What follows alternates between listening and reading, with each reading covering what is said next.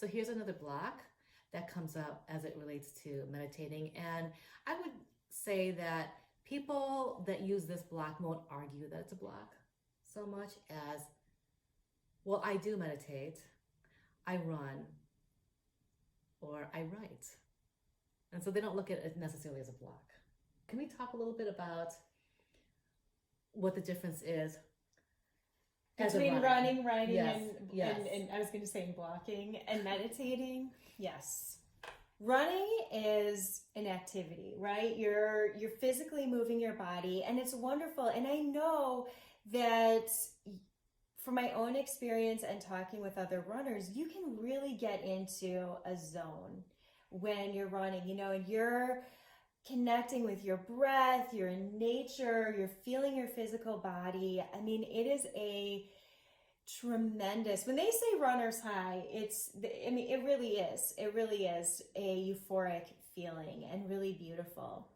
But there's a lot that's happening when you're running. You're needing to, of course, keep your eyes open and pay attention to what's happening around you.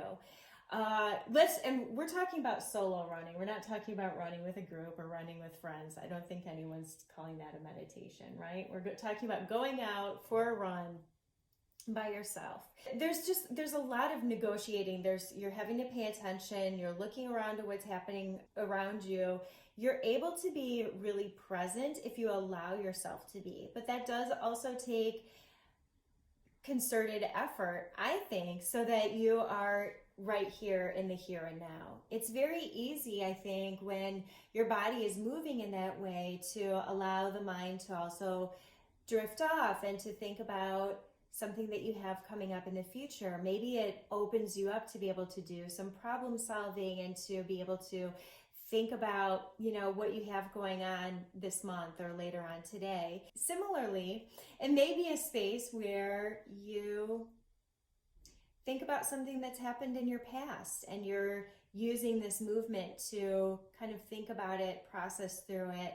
And all of this makes it quite an active exercise, literally an exercise, making it quite different from meditation, where ultimately there is a stillness in meditation. And I'm speaking from experience because in the last 11 years, I have run a number of half marathons and 2 marathons. That's a lot of training. That's a lot of running. And I've done that in a number of ways. I mean, sometimes I'm just going out for a run without any, podcast or book or music, and I'm just going out with my thoughts. Sometimes I'll go out and I will just take a mantra with me and I'll chant that mantra as I run. Sometimes I'm running with a friend and we're chit-chatting. So there's lots of ways to be able to approach this. But here's the thing. In my own experience with running and with meditation, is that they really are different activities, okay? They support each other 100%. I have found that meditating has given me this spiritual connection. And that connection has allowed me, when I go out for my run, to feel unbelievable gratitude. Not only for what I'm taking in with all of my senses, because I go out and I engage my senses, but also gratitude for my physical body to be able to move in this way and to keep me going for all of these miles, and appreciation that, okay, my knees are holding up. I'm doing this, because sometimes things don't feel great in your body, especially when you're going through a training.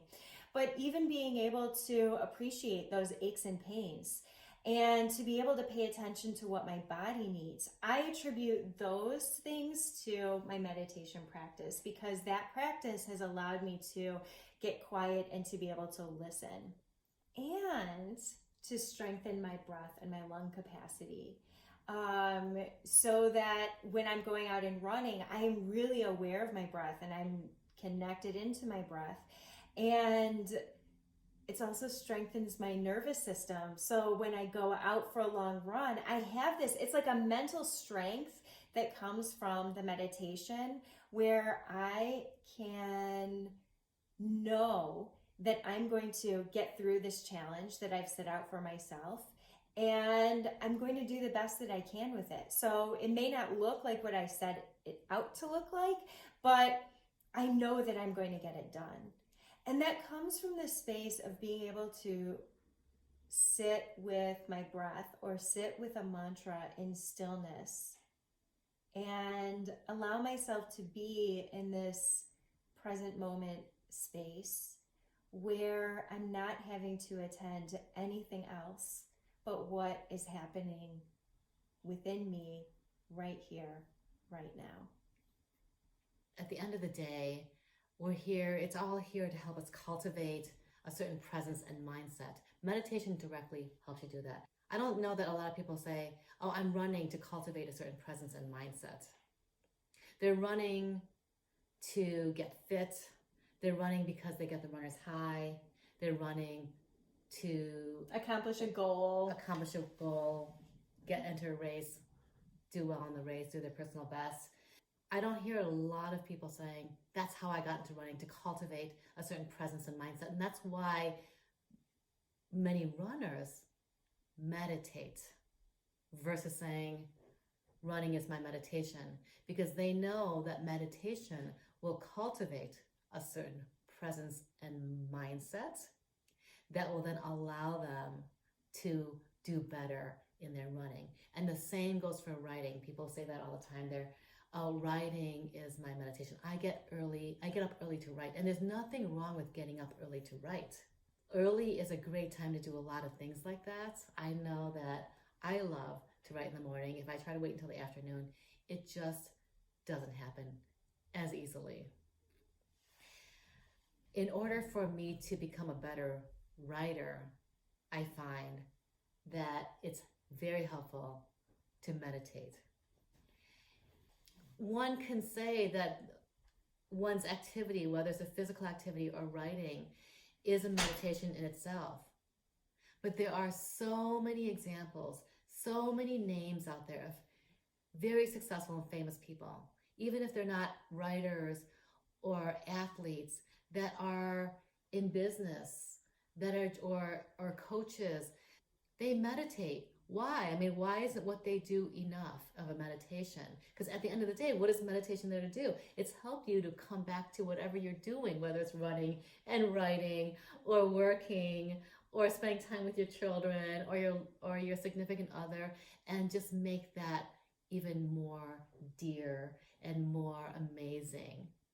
So what meditation is, would you call it an enzyme? Like something... I like that. It just elevates the experience, because it elevates your, I hate to use this word, but your performance. It does. Because I don't want to say that you're performing in your life when you're in a relationship with someone, but also, I can't think of a better word at the moment. We're not saying to be fake. You want to be authentically you, but it is sort of a performance in that you're really coming out and being present. You're not just being this one big, just blob on the couch, or showing up in whatever similar way that would look like in anything you do. So there is a difference between meditation as an activity and running and writing and anything else you could do, biking, as a meditation. Meditation is used by those that do that to enhance those experiences. We're not saying that everyone should meditate. We're not saying that if you don't meditate, you're doomed, to be second rate. We're not saying that at all. What we are saying that this is just one of the blocks. And we do want to just take a moment to say that there is absolutely a difference between meditation. And that's the other part of it, is that you are meditating just to be. You're sitting as a practice. You can say life is a meditation when you're present with everyone. So the practice of meditation, of sitting with your eyes closed and focusing on your breath, or focusing on a sound, or on a candle flame, it gives you opportunity to sit in stillness.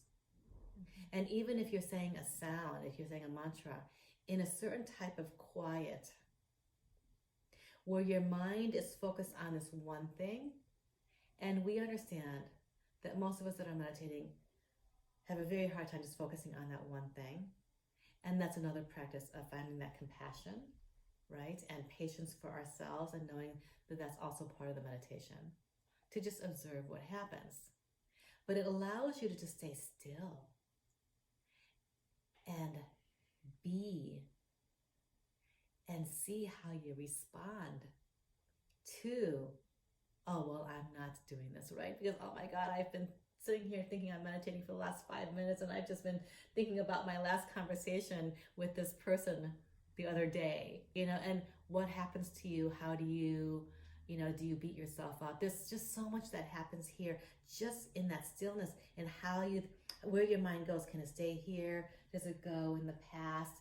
Does it start to worry about the future? Whereas when you're writing and you're running, you have another task that you're multitasking, which is running, or which is creating words or editing words on a piece of electronic paper, unless you're actually writing on an actual paper.